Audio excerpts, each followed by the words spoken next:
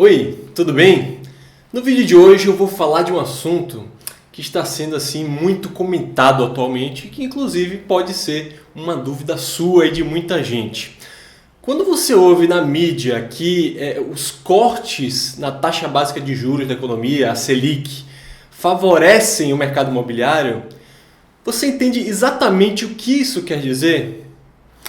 Se você não entende bem qual a relação que existe entre taxa de juros e os imóveis, então me acompanhe até o final desse vídeo, porque hoje essa sua dúvida vai acabar de uma vez por todas. Isso logo depois da vinheta.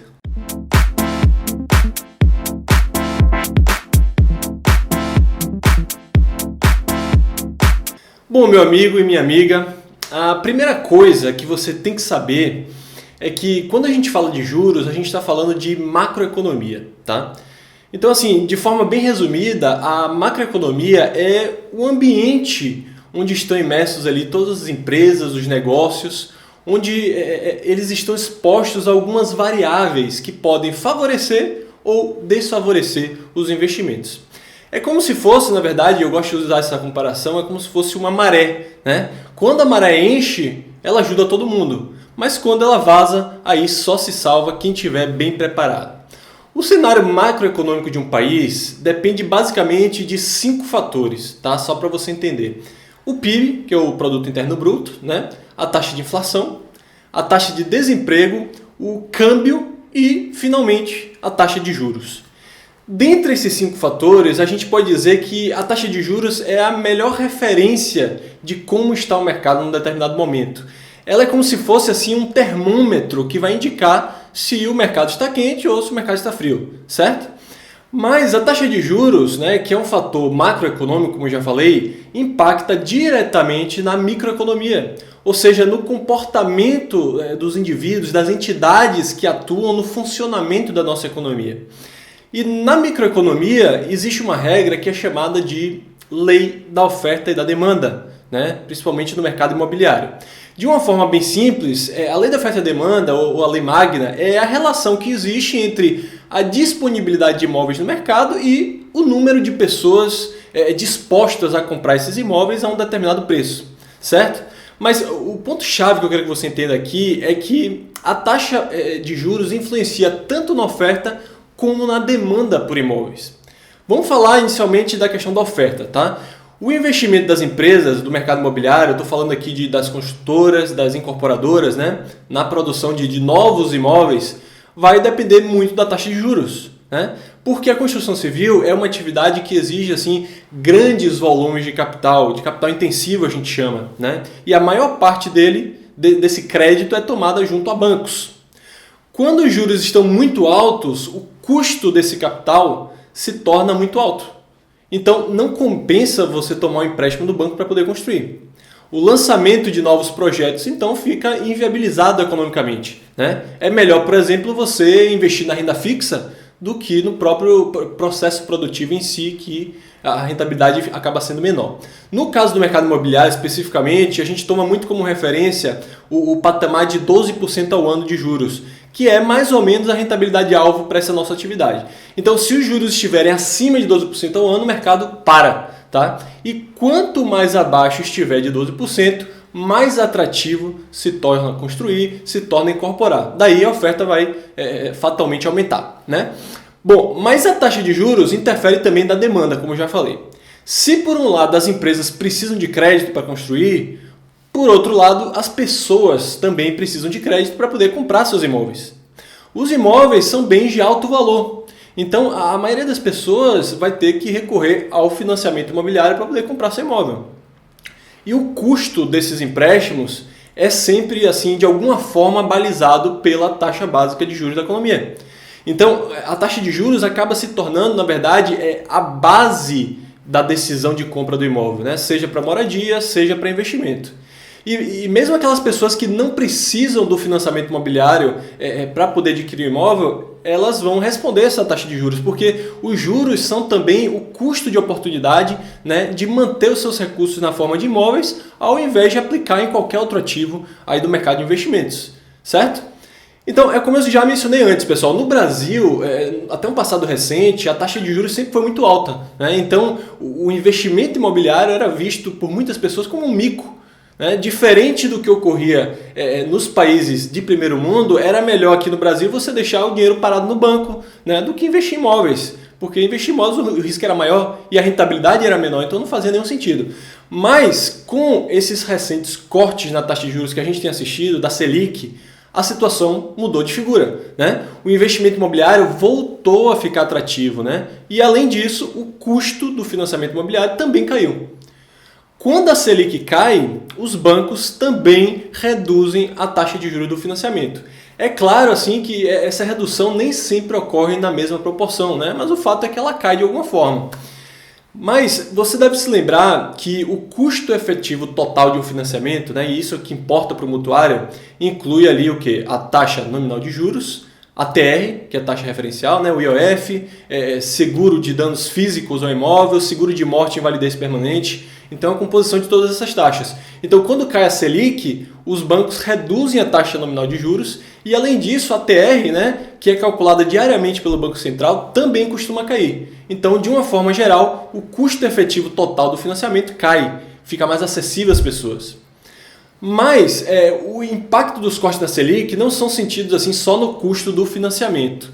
Afeta também o teto do montante do empréstimo que o banco vai aprovar para o mutuário. Então, quando você levanta um financiamento para comprar um imóvel, o banco vai definir ali para você um valor limite de empréstimo que você vai poder pegar, baseado basicamente na sua renda e na taxa de juros.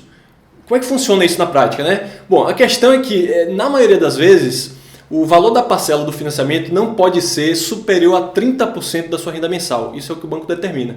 Então, se o juro está muito alto, uma parte substancial daquela parcela que você vai pagar vai corresponder só aos juros. A fatia da parcela que vai amortizar de fato o saldo devedor do financiamento acaba diminuindo. A questão é que existe um prazo máximo de financiamento, né, que geralmente os bancos estipulam em 30 ou até 35 anos. Então, quanto maior for a taxa de juros, menor vai ser o valor total que o banco vai aceitar financiar.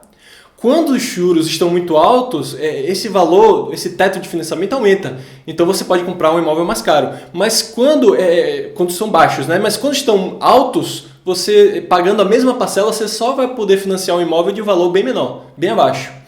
Eu, inclusive, já falei isso aqui em um outro vídeo, né, no canal, você pode até procurar, mas quando a taxa de juros de financiamento cai, por exemplo, de 12% ao ano para 5% ao ano, considerando o mesmo prazo, você consegue financiar um imóvel do dobro do valor, né, e pagando a mesma parcela. Então você vê assim que a diferença é brutal, é ou não é? É por isso, pessoal, que apesar da crise, apesar da pandemia, hoje você financiar um imóvel se tornou mais interessante.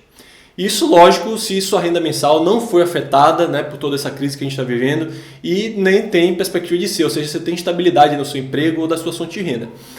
Bom, mas lembre-se que a lei da oferta e da demanda é dinâmica. Então, se o crédito fica mais barato e aumenta a demanda das pessoas por imóveis, aumenta também a oferta. Porque as construtoras entendem que vai haver compradores para os seus futuros lançamentos. É claro que existe assim uma defasagem dessa reação da oferta em relação ao aumento da demanda, né? Porque você tem que se lembrar que a incorporação tem um ciclo longo, no mínimo 3, 4 anos, mas de qualquer forma essa resposta da oferta sempre vem, mesmo que atrasada.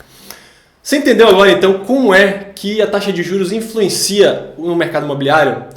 Não é nada assim muito complicado, né? Mas explicando assim em detalhes, devagar, fica mais fácil de entender, não é verdade? Mas antes de terminar esse vídeo, cabe aqui uma informação bem importante para você sobre taxa de juros e mercado imobiliário, tá? Outra vantagem que se abriu com a queda da Selic é para aquelas pessoas que já têm o financiamento imobiliário em andamento. Então, quando você assinou o contrato de financiamento lá atrás para o seu imóvel, naquele momento ali você e o banco acordaram uma determinada taxa de juros, certo? Só que aquela taxa nominal de juros estava de acordo com a realidade da Selic naquele momento, né, naquele momento específico.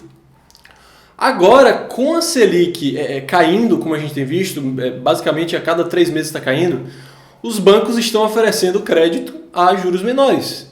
E aí, o que você pode fazer então nesse caso se agora o juros do mercado é menor do que naquela época que você assinou? Antigamente, você teria que ficar preso àquela taxa de juros que foi fixada no contrato.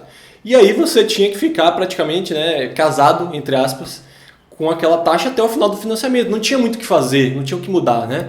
Mas desde 2016, né, e muita gente não sabe isso, lá em 2006 foi criado pelo Banco Central uma regulamentação que permite que o cliente migre a sua dívida de um banco para outro que tenha taxas menores, sem que isso incorra em nenhum tipo de cobrança pela transferência em si, né?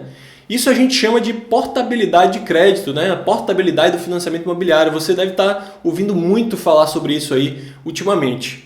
Quando você faz essa migração, é possível você economizar muito dinheiro, né? Até centenas de milhares de reais, se você considerar os pagamentos até o final do financiamento.